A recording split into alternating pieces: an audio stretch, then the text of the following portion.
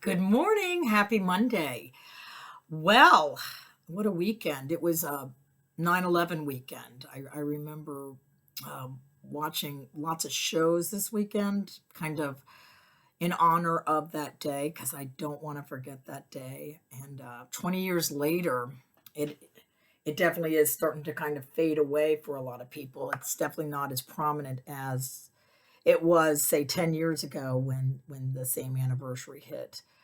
But, it was such an important day, and there were so many people affected by that day, and the world changed forever.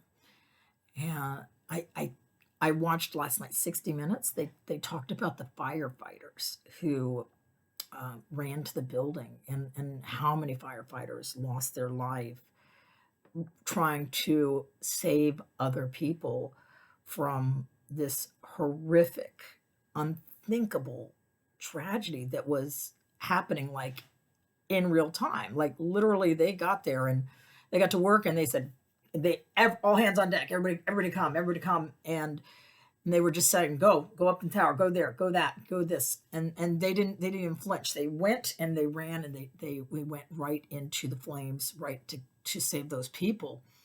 And I thought about that. I was like, God, they really are heroes. I don't know that I could, I'm not wired that way. I'm definitely not a hero. I can tell you that, you know, for sure. The thinking of knowing that you're going to go in that building and chances are you're not going to come out, or there's a chance that you may not make it.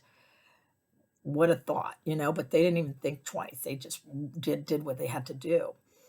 And I think about, even today, look at the people with COVID, how we're in this next new unthinkable tragedy going on right now with COVID and these healthcare workers that they're going in every day battling this deadly disease. It's the same thing mentality of going into that burning building, not knowing what to expect if you're going to make it alive. Now, they have to take lots of precautions and stuff like that, but they're still susceptible. Less susceptible if they get vaccinated, and they're finding all kinds of new ways to deal with this. But some people, not everybody can get the vaccine too. So it's something to think about. These people going in and doing what they do, and I started thinking about that as well. It's like, how do these people do that? How do they do that? How do they, when there's a car accident, and if I'm driving on the road and there's a car accident, I'm not one of the people who looks, it's like what can I see? I look the other way because I don't want to see anything. The sight of any sort of blood or guts or gore, or the thought of seeing like anybody dead freaks me out. And so I look the other way because I don't want to see it. And I can't even watch an animal documentary, like when they're like, the wolf chases after the gazelle, and you see the chase going on. I'm like, oh my God, that poor gazelle. What must be going through their mind? I'm empathetic with the gazelle. and but I can't watch blood, gore, anything like that. I'm just not wired that way. That's not how I'm wired. It's not my calling. And but these people, that's their calling. That's what they run to. That's what they're there for. They are called to help save lives. And thank God for these people. Thank God for these people. In fact, when Liam was going through a few years back, when we had to, like, literally in January of 2017, sign a waiver that morning saying, at Duke Hospital, saying, your son may or may not make it through the surgery. Um, so this is you understanding that by you letting us do this, your son might die. And talk about something you never want to have to sign. But the other alternative was, if I didn't sign it, then chances are good he definitely would not make it because of what was going on with him. So you do what you do, and you have to sign those papers. And I remember thinking, as I'm like having a cup of coffee, looking around at all these doctors after everything's going on, and all this is going on with Liam, and they what they found and how they're treating him, and they knew, I was like, thank God for these people. thank God these people took the time. I wanted to go up to every single one. I was like, thank you for taking the time to go and spend sleepless nights learning about the medical profession so you could be here for me to help me get through, help my son, save my son's life. Thank you. Thank you. Thank you. Thank you. And I say the same thing to all the medical professionals out there, all of them, all the scientists. Thank you for your sleepless nights of going out there to learn the field that you're in. It's saving lives. It's saving the world today.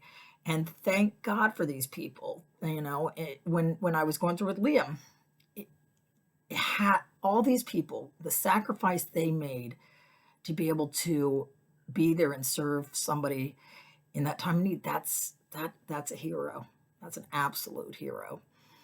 So I guess that my message today is about, heroes. Everybody's a hero in their own sort of way. We might not have, I'm not wired to get out there and deal with the medical aspect or the scientific aspect. That's just not me. It's not who I was. Growing up, I was always the one going for the drama club and talking in the corner, getting in trouble. So I'm a talker. That's my calling is I'm a talker.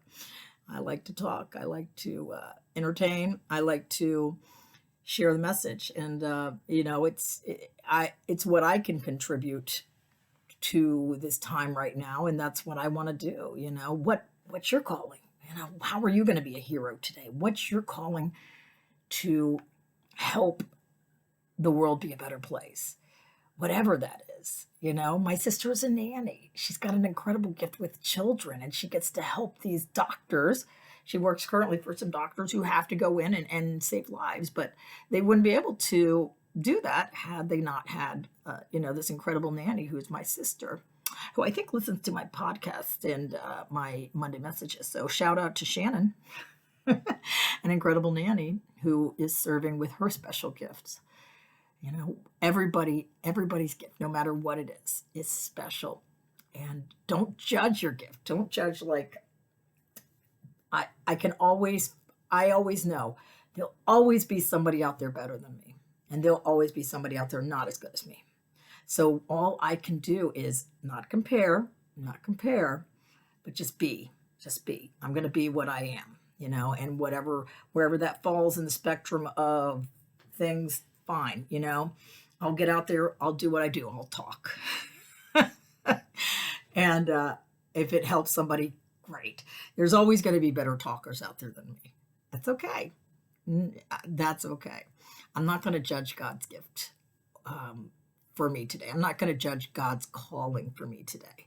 I'm just going to listen to the call, answer the call, and do what I need to do today to, be a great part of this solution in life of getting through one day at a time, helping people struggling, especially right now with alcoholism. That's something I happen to know a lot about. Takes one to know one. And hoping to shine a light on the dark face of addiction. That's my calling right now. And so I challenge you to think about what's your calling. Are you listening to your call? Are you willing to answer the call for your calling and do what your higher power, your God of your understanding wants for you today? And ultimately, by getting there, you're going to find yourself happy, joyous, and free, and truly living the life that your God intended for you. So that's my Monday message of hope to help and heal. I hope this brings you joy and gets you maybe thinking about what's your calling. All right. Well, if you're enjoying these, make sure you just hit that little subscribe button. It's probably right there right now. I don't know. I'm probably off, but hit subscribe. Let's keep in touch. Let's do this every Monday. I also have Kelly Appy out now. We're in season 3. So check out my podcast, Kelly Appy. It's going really well. We're talking to some really interesting people, and again, shining lights on all kinds of different things. So have a wonderful week, and I will see you next week for another edition of Monday Messages, not Kelly Appy. That's a different Monday Messages. Bye bye.